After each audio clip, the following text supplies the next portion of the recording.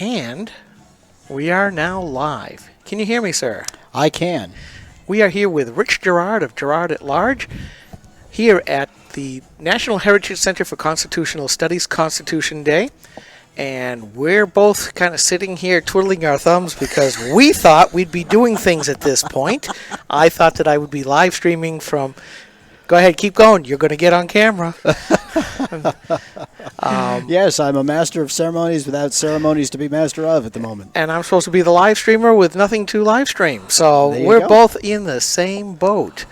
So, but I want to say thank you very much for stopping by and glad to. Sitting with us. 'Cause frankly, you know, that's what we political people do, is we just talk and talk and talk and talk. So as the other ceremonies are going on, you're on camera, dude. Yes. Pretty soon, if he keeps that up, he's going to look like what they're doing in elementary schools across the state now instead of recess. Yes. I'm actually training to be a politician. Oh. Well, hopefully we've got him to come to the right side of it. That's what I was going to say. Then he's totally killed the chicken dance. So, yeah, as it turns out, Granite Rock is here because we thought we'd be live streaming from the Grand Ballroom here at the Harborside Sheraton. And it turns out that they've put the speakers in other rooms on the other side of the hotel. And you were supposed to introduce those speakers, and they got other people to do it for you. Well, hey, there you go. Now I'll know next time I don't actually need to show up until the main event. Well, next time, I'm going to say, Diane, next time, why don't you have them here so we can actually do stuff? But anyways, it's not like we can't talk about lots of stuff. Well, there's plenty to talk about. So, well, if you're the one who opened up, go ahead. What do you want to talk about? I don't know. This is your invite. Well, the way that we do things, we let people talk.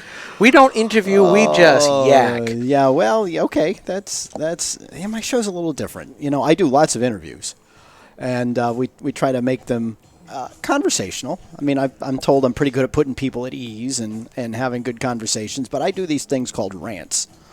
And I've been known to do that on occasion. Rants are what I go on when something really gets under my skin, and I serve the need to let it out. But it is Constitution Day, it's September 17th, right? That's Constitution Day, you know. And I meant to ask. Yeah, it is the 20th, but yeah, it was the 17th. Right. Today's the 20th, but the actual day was the 17th, and I forgot to ask my kids what they did in school because, you know, great federal act, you're supposed to teach the Constitution that day. Yeah, and frankly, the image that I get is that they teach that the founders were nothing but old white rich guys who owned slaves. That seems to be the gist of it lately. So if you want to take a rant, we can do that, or we can actually do a rant on the latest perversion of the Constitution that was done by the Republicans in Washington, D.C., concerning their power and their responsibility to confirm treaties. Yes. Can we stand the Constitution upside down? You know, it's getting to a point where, you know, I don't even know what to say about it, because as a citizen, well, you know, as a radio talk show host, we can rage against the machine, and we can try to encourage people to do something about it. The question is what? When you have bodies that are simply not following the law, and there doesn't seem to be a way to compel them to follow the law. There doesn't seem to be a penalty other than how we all suffer when they don't follow the law. And you know, and it's not just happening in Washington. I mean, even in Manchester, where I'm from and where my show is headquartered out of, right? You've got aldermen voting on contracts in violation of the charter, because the charter says, hey, listen, if you have an immediate family member, you automatically have a financial interest in their affairs. And you have 3 aldermen who were told by the city solicitor's office you shouldn't vote, who voted, who citizen complaints are being ignored, and the veto of the mayor of that contract was overridden in part because those 3 aldermen decided, in their own words, to break the law. One alderman said, "Oh, this is a stupid law. I can represent." They actually said that? Yeah. Which one? Well, Ward 9 Alderman Barbara Shaw, who's also a state rep, you know, condemned the law as stupid, voted anyway. Ward 2 Alderman Republican or Democrat? Democrat. Ward 2 Alderman Ron Ludwig said, "Well, and this, not a month before, They made these great big angry speeches about how it wasn't fair and it wasn't right, but they were going to follow the law. They were going to follow the charter. They weren't going to break it because that's not what we do. They said we don't break the law, and they abstained on the votes. Okay, a month later, you have Ludwig saying, well, what exactly did he say? Well, paraphrasing it was me. I don't like going against the charter, but I'm going to. Even admitting, I don't like going against the charter. Now let me ponder that for a second. You're an officer of the city, duly elected and sworn to uphold the law. You obviously know what the law is. You understand what the charter is, and you obeyed it once, and now you didn't. This makes you no better than Obama. But it's systemic. Because what I'm trying to point out is it's happening at every level of government. What was it? The last executive council that defunded Planned Parenthood. Well, no problem. Federal government just did a direct contract and through Health and Human Services did an end run around the council. Thank you, Gene Shaheen. I mean,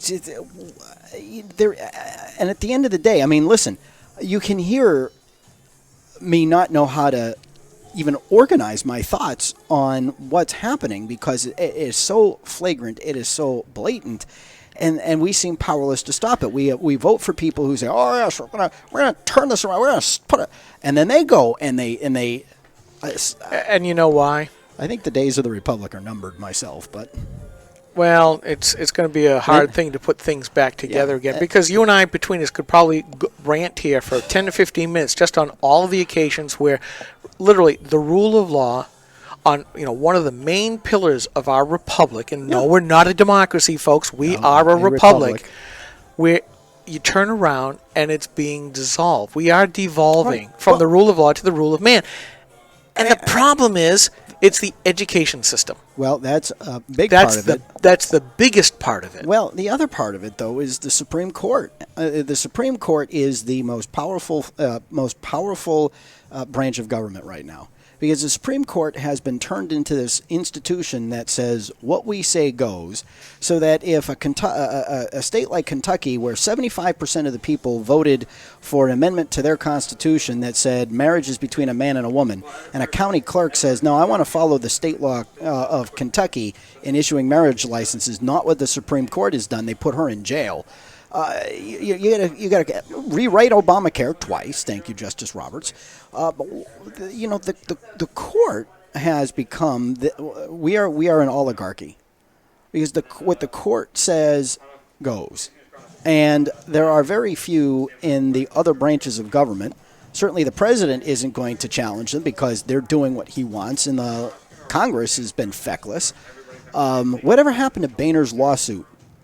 Remember that big lawsuit? Actually, it was approved that they now have standing. So Yahoo, he's got standing. Yeah. That just means that he can continue the suit. It doesn't mean that it has actually wound its way through the courts. Right. And you're right. It is a problem, and most of us, ordinary schmoes, can neither go after these things. Right. Now, because we don't have the money to sue. Right. And to your point about the education system, the problem there is that the people coming out of schools for the last 30 to 40 years anyway, probably longer, don't get that this ain't the way it's supposed to be. You're absolutely correct. So to try to teach them, I mean, that's why with the National Heritage Center for Constitutional Studies is important. That's why the John Birch Society is important. That's why the Heritage Foundation is important. That's why a lot of these groups are important because they're the countercultural educational system that is the last remaining bulwark against the BS, against the bull that is coming out of the public school system and enabling this government run amok. Well, if you can summarize what the schools have been teaching, it's sharing is caring. Well, it only goes so far. Well, but it's even worse than that because in this shift towards communications and problem solving and all the stuff that they 21st century skills and all that other crap, it's not even sharing is caring. It's there is an inherent moral relativity being inculcated in kids. You think? Schools are indoctrination centers today. And where if it feels right, it's fine. Oh, it's just the way they are. You have to leave them be. They proceed from the premise of social justice, And you know as something? opposed to actual justice or what the law. Listen, sometimes the best way to get rid of a law, frankly, is to enforce it as written. Absolutely. But you know something? I think that's been deliberately done. You go back of course to, it has been. and I talk about this all the time. You go back to. This was no accident. Oh, it was no accident because. That's what I'm saying. It was no accident. Right. If you go back to the Frankfurt School, these were communists and hardcore socialists that came to this country back in the 20s, a little bit earlier. They settled in California from Germany, and they looked at what they called the decadent lifestyle back then, and they were abhorrent about it. Not so much that it was bad, but because it ruined every single one of their narratives in trying to push what is, in Britain it's called the Fabian Socialist. Here they're called progressives, which is nothing more than incremental socialism. That the common good is better and more important than the individual, which completely flips our founding philosophy upside down. Right, because we did not have a government convey rights to groups. We had a government guarantee God's individual rights and liberties to citizens. Right. Between them and the writings of Italian socialist Gramsci, which basically said, well, the traditional Marxist way of class divisiveness, the economic part of that can't work because here in America, we were already successful in the vast middle class. And so they decided, well, we'll just have to transmogify that into... Love the Calvin and Hobbes reference. The transmogrifier. Yeah, there you go.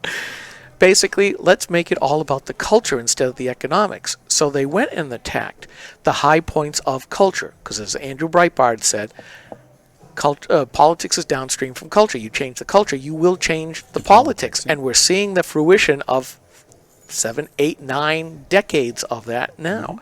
And you've seen the dumbing down of America. We don't see the Constitution being taught. You can't defend that which you do not know. Right. And everything that they have preached through taking over the culture, the newspapers, the print media, the movies, the music, everything else, it is a far cry from where we were to where we are now. And it's basically anything goes. And I blame my generation for it. Yeah, I do too. That's fine. I mean, we were handed... Well, actually, you know what? I'm gonna probably get in trouble for saying this, but the real culprits are the greatest generation. Because they raised your generation. And I'll tell you why they're the real culprits, in my opinion. You can't argue that they are the greatest generation, but you have to understand what formed them. Two things primarily formed them. Depression and World War II. Correct. So put an end to World War II and put an end to the Depression, and you have people that never wanted to see their children suffer as they suffered, either in war or in economics. And in building the country post those events, they spoiled the entire generation rotten. And well, I will go along with you to a point because I am my two families, Irish, South Boston, Sweden, first up in Maine, then down to what was called Little Sweden in Brockton, Massachusetts. There's a Little Sweden? There was. Not Not anymore. Brockton. I have friends from Brockton. Yeah, I've been back in years, won't go back again. But that's another story. But really, I think, I was born in 1956, and I think that I was one of the last few going through our public education system that actually received a good education, civics and history, so that I was taught that stuff. I knew those details. Yeah, civics and history are now current event classes, frankly. Yeah, and basically you miss all that stuff. And there's more emphasis to not teach that now. So you were right in that they didn't want our children, us, because I was that generation, but they also impressed upon them, you will become Americans. My grandparents spoke Swedish almost all the time. They made sure their kids did not. Very little. And when it came time for me, the church I grew up in was part of the Swedish Baptist General Conference. Up until 1956, the year I was born, all the services were in Swedish. Then they stopped because they decided we need to be Americans, not Swedish Americans. No more ethnicity-Americans. And I think that was the right way. Now, no more melting pot. No, it is. It's what's the term I'm looking for? It's ratatouille.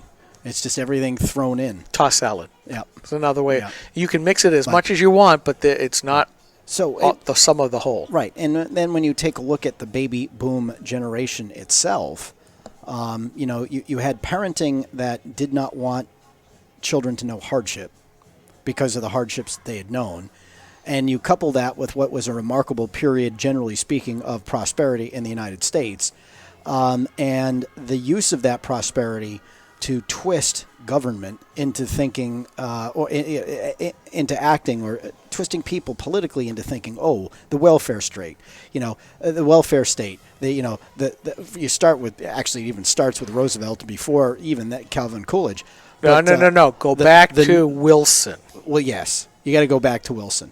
But you have the New Deal, you have the Square Deal, you have the Great Society, and you have this ongoing because of the prosperity of America. You have this ongoing use of the government to take from some to give to others to create what we now openly call entitlement programs.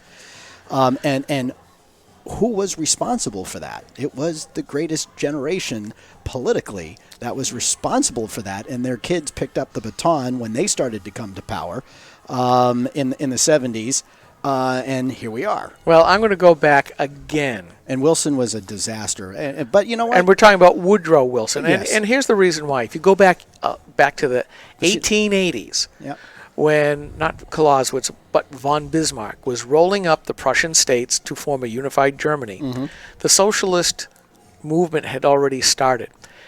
And I have to give him credit for our downfall, because in that he planted the seeds of socialism, where he figured out how to promise the peasants, they literally were the peasants and the shopkeepers, the bourgeois, I will provide you with health care and a retirement fund as long as you let me take your money.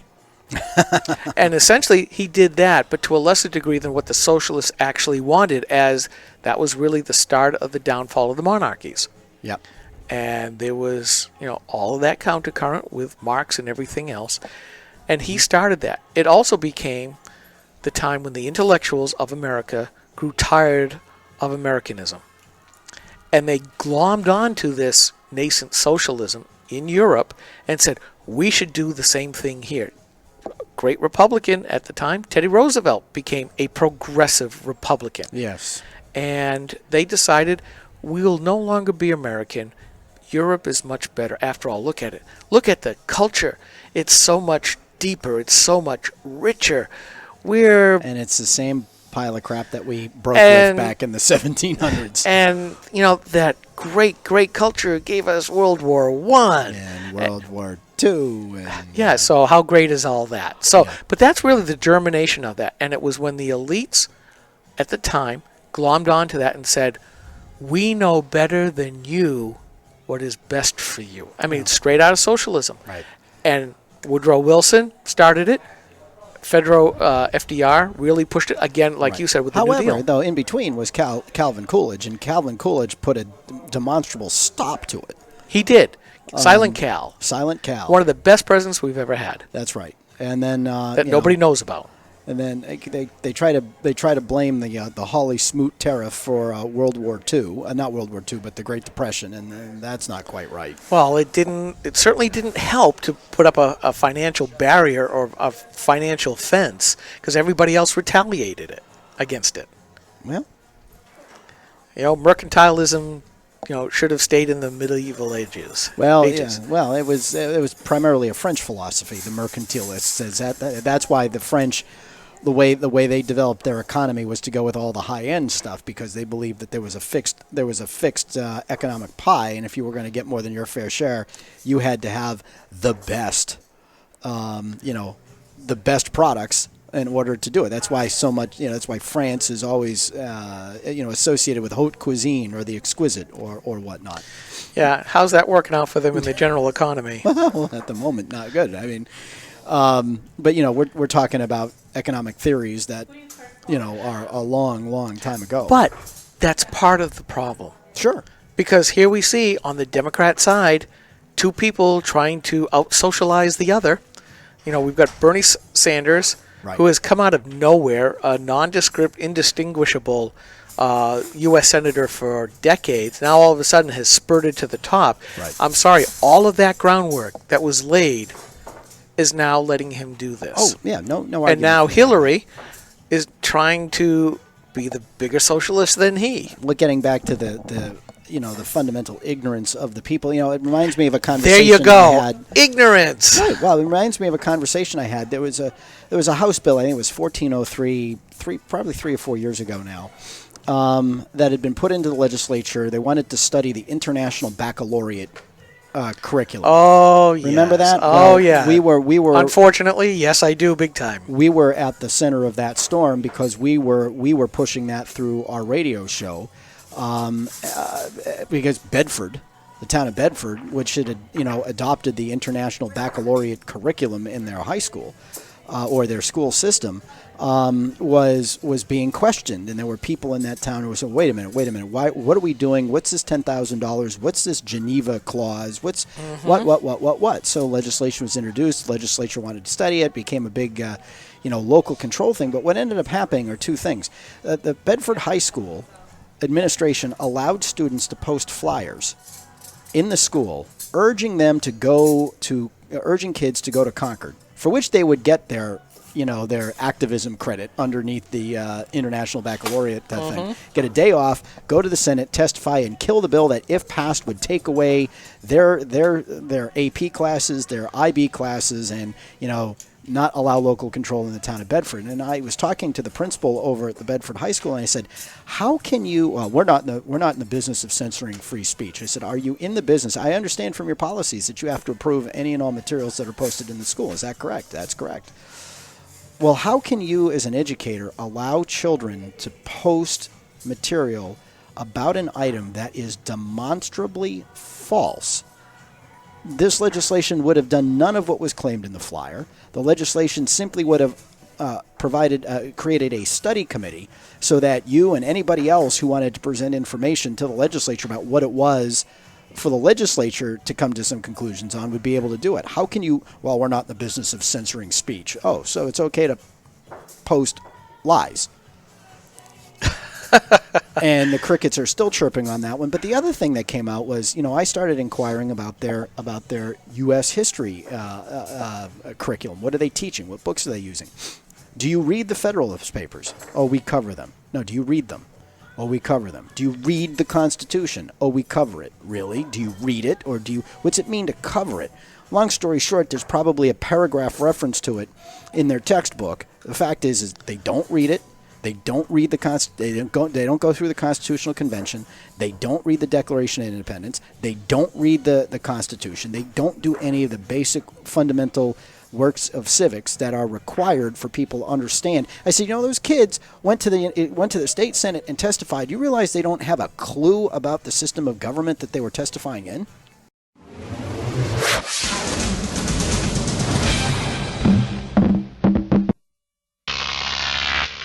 Croc TV.